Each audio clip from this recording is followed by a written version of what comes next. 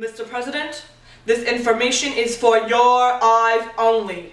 I repeat, Y-E-O, your eyes only.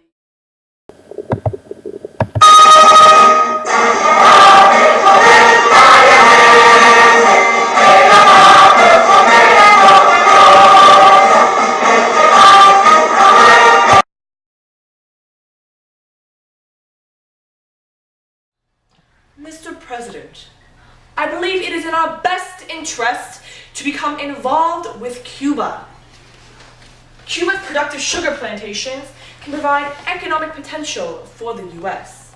But first, we must have Cuba in our best graces. In order to do this, we must engage in war with Spain. Spain does not allow Cuba its independence and rules suppressively in the country. If all goes well with the war in Spain, we will be able to grant Cubans their independence, but they may become impatient for full independence. If all goes well, we will be able to allow a provisional government, which will change the election process in Cuba and allow Cuba to be back in Cuban control.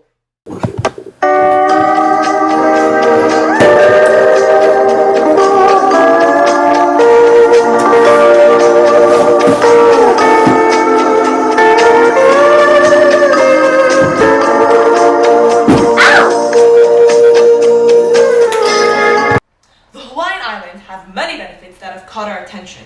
They have way station and provisioning points for shippers, sailors, and whalers trading with Asian nations.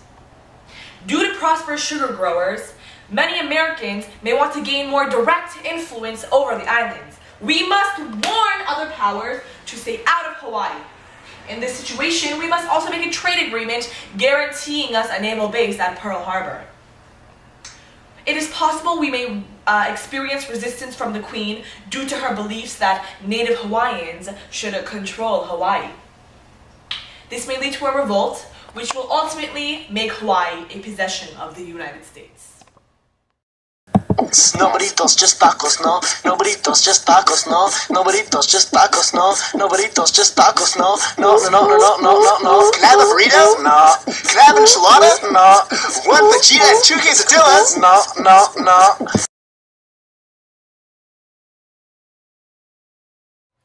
Mexico has interested the U.S. in its investment opportunities.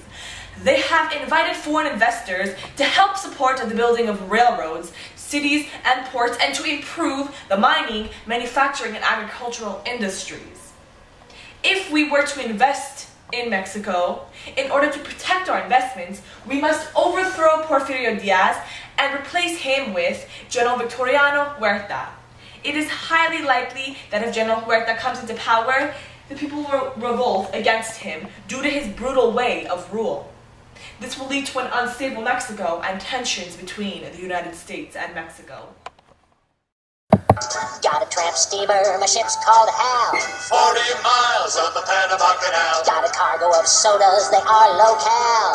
40 miles on the Panama Canal.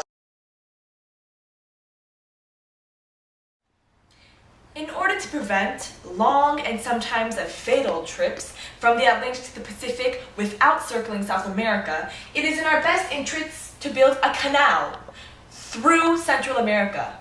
This canal will pass Panama, which is currently under the control of Colombia. In order to do this, we must negotiate a treaty with Colombian officials in which the United States will be given a 6-mile wide zone for $10 million with an annual payment of $250,000. It is possible that Colombia will reject the treaty in fear of losing its most valuable natural asset. In this case, I am almost positive that Panamanians will revolt for their independence, which will lead to the U.S. being allowed to build the canal in Panama.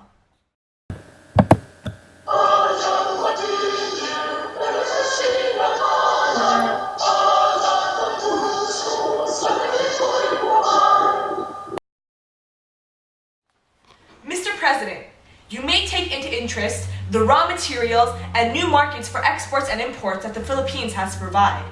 In order for us to take full advantage of these opportunities, we must take the islands and educate the Filipinos and civilize and Christianize them.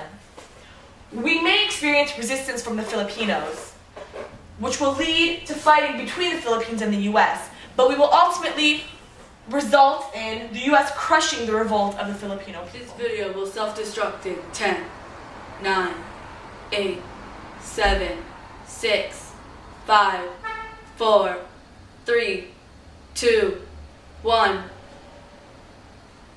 1, 2.